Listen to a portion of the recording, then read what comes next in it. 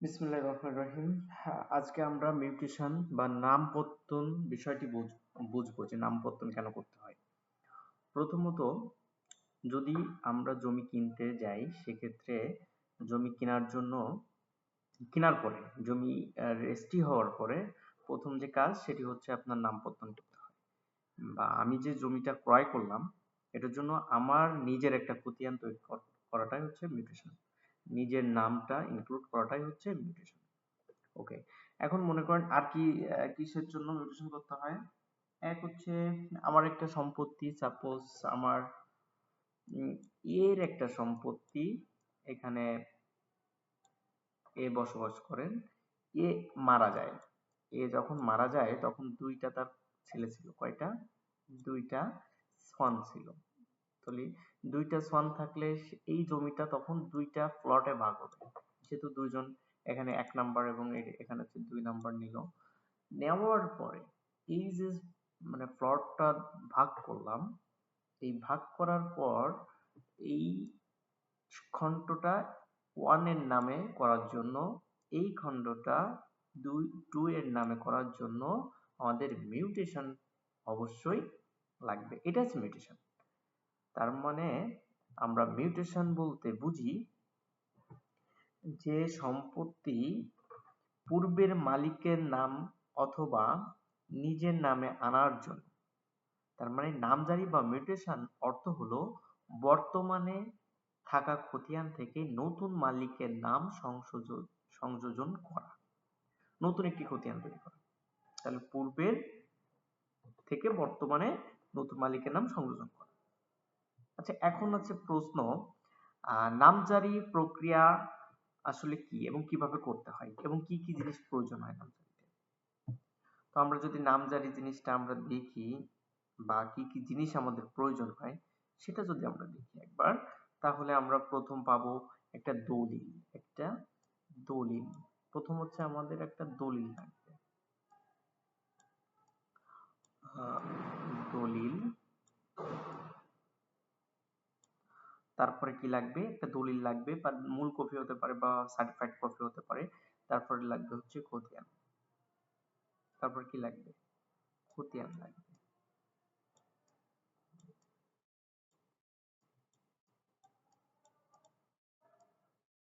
তারপর লাগবে খতিয়ান। দলিল গেল, খতিয়ান কি কি খতিয়ান লাগবে?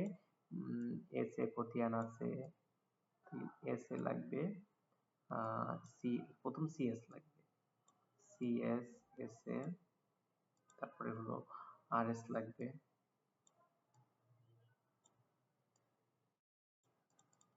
আর এস লাগবে, এগুলা এই খতিয়ান গুলা লাগবে। তারপরে কি লাগবে? তারপরে ওয়ারিশ সনদ লাগবে। যদি সম্পত্তি ক্রয়কৃত সম্পত্তি হয় তাহলে সেই ওয়ারিশ, হুম, যে বিক্রি করতেছে তার যদি বাবার সম্পত্তি থাকে সেক্ষেত্রে তার ওয়ারিশ কাম লাগবে। এবং আর কি লাগবে? আর হচ্ছে আপনার ওয়ারিশ কাম প্রয়োজন নাই যদি সে ওয়ারিশ সূত্রের মালিক না হয়ে থাকে। এবং ছবি লাগবে। যদি কারো ছবি না থাকে তাহলে আপনার জন্ম নিবন্ধন লাগবে, নামজারি। আহ, ছবি বা এনআইডি না থাকলে তো আপনার নিবন্ধন, জন্ম নিবন্ধন দিয়েই আপনি করতে পারবেন। বায়া দলিল যদি থাকে তার ফটোকপি প্রয়োজন হবে, মোবাইল নাম্বার প্রয়োজন হবে, এনআইডি প্রয়োজন হবে, জাতীয় পরিচয়পত্র এবং খাজনার রসিদ, এগুলো সব প্রয়োজন হবে। আহ, এখন আমরা একটু বিস্তারিত করি। আমরা বুঝলাম যে মিউটেশন করতে কি কি কাগজ বা কি কি ডকুমেন্টস গুলো লাগে। 1 নাম্বার দলিল, খতিয়ান, তারপরে হচ্ছে আপনার ছবি লাগবে, এনআইডি লাগবে, তারপরে খাজনা লাগবে। এইগুলা হলেই আপনি নামজারি বা মিউটেশন করতে পারবেন। এখন আসলে মিউটেশনটা কি, ইন্ট্রোডাকশনটা আমরা একটু পড়ে নিব। যে under section 143 of 3, the collector shall maintain up to date, এটা কি করবে? কালেক্টর করবে। In the prescribed manner, the record of rights preferred of or revised under part 4 or under part 5 of the State Acquisition and Tenancy Act 1950 by Walker shifting, clerical mistake and incorporating during the change of the account. এখানে বলছে the mutation of name as the result as per an inheritance, এখানে বলছে যে consolidation of old এবং হচ্ছে new statement land holding purchased by the government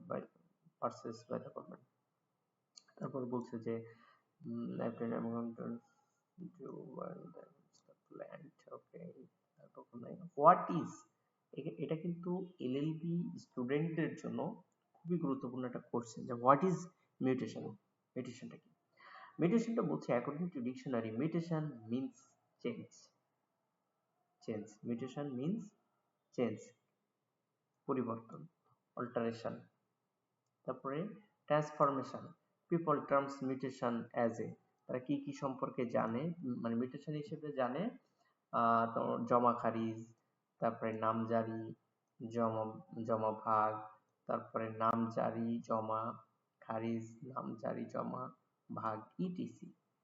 in law mutation means updating, কি বলছে, updating of record of rights maintenance. Okay, আমরা বিস্তারিত পড়লাম না, আমরা হচ্ছে চলে গেলাম next tense. Why the mutation necessary, এই মিউটেশনটা কেন প্রয়োজন, কেন আমাদের মিউটেশনটা প্রয়োজন। এখানে বলতেছে যে updating record of rights due to transfer of ownership, তার মানে এই মিউটেশনটা মানে আপ টু ডেট রাখার জন্য ওনারশিপ, মালিকানার হস্তান্তর বা মালিকানার পরিবর্তনটা আপ টু ডেট রাখার জন্য এটা প্রয়োজন। দ্বিতীয় বলছে ক্রিয়েশন অফ নিউ হোল্ডিং, নতুন একটা হোল্ডিং তৈরি করার জন্য, পারসন পেইং রেন্ট, এবং রেন্ট দেওয়ার জন্য প্রয়োজন। তারপর বলছে the name, the owner name, okay, advertising, তারপরে টার্মস অফ পজিশন, এনজয়মেন্ট, তারপর taking benefits from financial institution, assisting subsequent survey, ETC. Okay, এখন আরেকটা মেইন ইম্পর্টেন্ট থিং যেটা, সেটা হচ্ছে ground for mutation application. Okay, there are various grounds upon which the mutation are necessary, such as, এখানে বলছে transfer of land and registered deed, তারপর বলছে deed of the মালিক, ডেথ অফ দ্য মালিক, মালিক মারা যাওয়া, তারপর বলছে যে কোর্ট ডিক্রি বা favour of the decree of court holder, তার মানে যিনি কোর্টের মাধ্যমে রায় পেয়েছেন নামজারি করার জন্য। তারপর বলছে one account of statement of খাস land of by the government, তারপর বলছে extinguishment of interest of Malik for and এত section 90, 91, 92 of the State Acquisition Tenancy Act। মানে অ্যাকাউন্ট এই পর্যন্ত পড়লেই হয়, যারা পড়াশোনা করছেন।